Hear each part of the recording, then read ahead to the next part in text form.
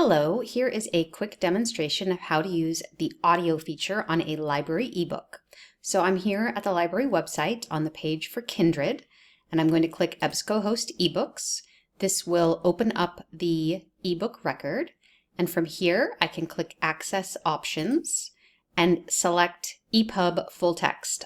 EPUB does work better with audio, so if you have that as an option, I recommend it. Once I select that, it will open the ebook. From here, I'm going to select which chapter I'd like to read. Chapter 1, for example, will open.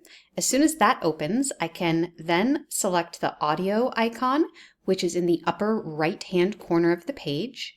And once I click that, it opens up a listen menu. And if I click on listen, it will read the chapter aloud. The River. The travel began long before June 9, 1976. And as you can see, there are some other controls up here on the menu if you want to adjust volume or the reading speed, for example. Okay, I hope that was helpful.